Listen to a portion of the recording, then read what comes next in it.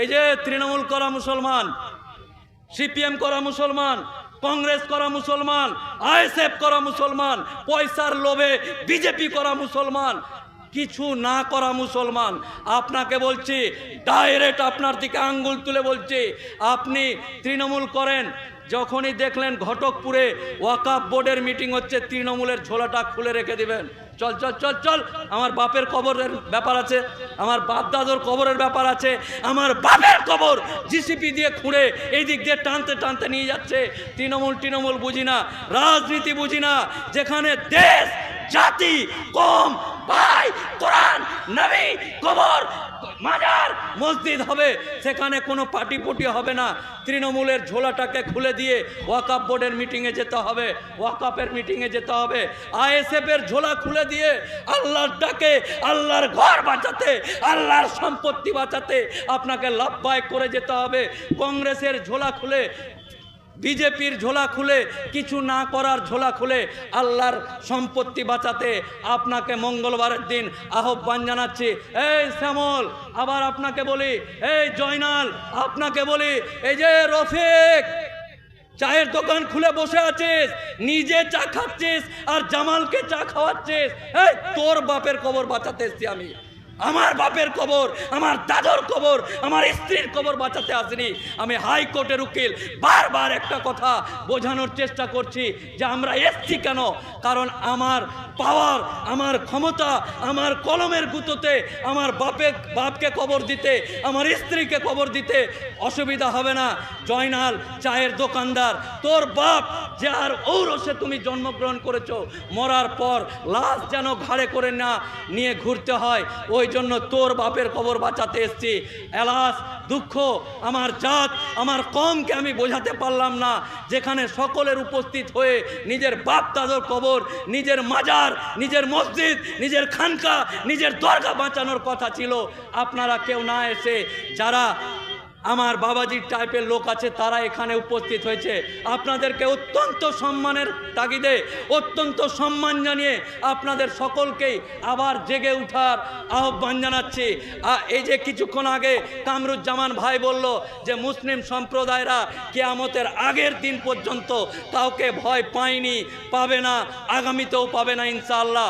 তাই এইসব miss call মেরে আমাদের ভুল বুঝাবুঝির কারণে, আমাদের অজ্ঞতার কারণে, আমাদের সচেতনতার কারণে আমাদের মাথায় পা রেখে অন্য কেউ ফল খাওয়ার চেষ্টা করছে। তাই আমরা যদি একবার মাথা নাড়া দিই তাহলে মাথা থেকে পড়ে গিয়ে নিচে পড়ে পা পিছলে যাবে, দাঁত ভেঙে যাবে। আসুন নিজের মাথাটাকে নিজের মতো কাজে লাগিয়ে রাজনৈতিক রং চালিয়ে, অনেকে বলবে মঙ্গলবারের মিটিংটা মনে হয় একটু তৃণমূল ঘেঁষা, আমি তো আইএসএফ করি, আমি তো কংগ্রেস করি, আমি তো সিপিএম করি, ওইটা একটু আইএসএফ ঘেঁষ, তৃণমূল ঘেঁষা। মমতা ব্যানার্জি কিছু টাকা দিয়েছে, এরা লাফাচ্ছে, শেষ করছে, লাফাচ্ছে। তাই আপনাদেরকে বলি ওপেন, একদম খোলামেলা বলছি, বাপের জন্মে এই যে জয়নাল চাচা যুবক ছিল, বুড়া হয়ে গেল, আজ অব্দি আপনার বাপ কোনো নেতা, কোনো মন্ত্রী, কোনো এমএলএ, কোনো এমপি, মেম্বার, প্রধান তৈরি করতে পারেনি যে আপনি গেলে মোফাক্কেরুল ইসলাম, কামরুজ্জামান নেতা হয়ে যাবে। হ্যাঁ, একটু আগে কামরুজ্জামান এসেছিল, 3টা পুলিশের লাল বাতি আগা দিকে আর পিছা দিকে, আর একদম ঘ ঘ করে ঘুরছে আর যাচ্ছে। না, পারেননি, পারবেন না। তাই ফুঁকো আওয়াজ বা অহেতুক मैं क्या हो गया, मैं क्या হনু, এগুলো ভেবে লাভ নেই।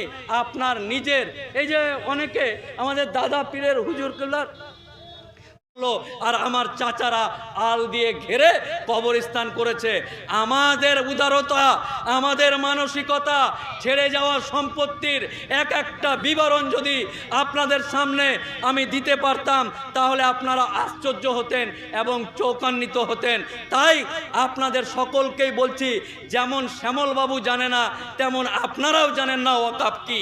আপনারা আজকেই গিয়ে ওয়াকাফ সম্পর্কে সচেতন হয়ে অন্য মানুষ, আমার এক চাস্তো ভাইকে বলছে, এই উকিলটা ওই যে নাক বড় গাল ছোট সেদিন ঘটকপুকুরে কি ওয়াকাফ করছে রে। হ্যাঁ, আমিও জানি না, ওইগুলো আমার বাপ দাদুর জমিটা আমার হতে পারে না, মানে আমার চাস্তো ভাইও জানে না, আমার চাস্তো ভাইয়ের বন্ধু দীপঙ্কর ওও জানে না। তাহলে যে জানে না যেমন করে বুঝালো, আর ও ভাবলো যে আমার বউকে টেনে নেওয়ার আন্দোলন করছে। না, আমার বউকে সরকার টেনে নিচ্ছে, তার আন্দোলন করছি।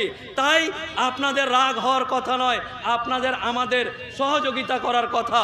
ব্রাদারান ইসলাম, অত্যন্ত আদর, অত্যন্ত আদব এবং অত্যন্ত সম্মানের সুরে আপনাদেরকে বলি, আমার সামনে বসে থাকা বাবাজি, চাচাজি, কাকাজি, হাজি সাহেব, মোল্লা, মুন্সি, গাজী সাহেব, আপনাদেরকে বলছি, আপনার বয়স এখন 67।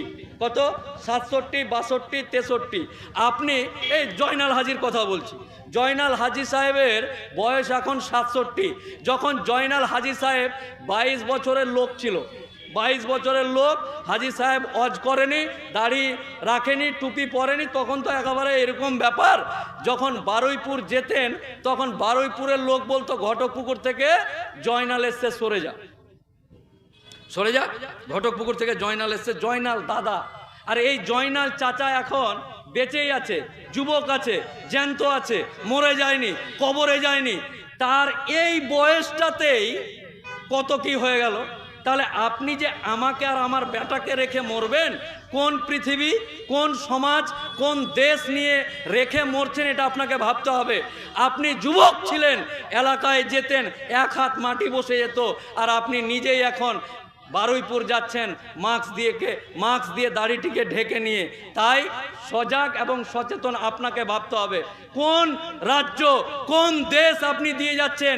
যেই দেশে আপনার বেটাকে, আপনি যখন যুবক ছিলেন, আপনার প্রভাব, আপনার সম্পত্তি, আপনার পাওয়ার কেমন ছিল, আজকে আপনি কেমন আছেন, আর কিভাবে বাঁচলেন, আপনি কার চরকায় তেল দিতে গিয়ে আপনি আমাদের মতো লোককে এখন কেউ এসে বলছে, লুঙ্গি তুলে দেখছে, কাটা না গোটা, লুঙ্গি পরে আছিস নাকি, যা লাত মেরে বাংলাদেশ পাঠিয়ে দেবো, এই কি খাচ্ছিস, এই খাসির মাংস না অমুকের মাংস, মানে ক্যারি ব্যাগের ভিতরে নাক ঢুকিয়ে চেক করছে।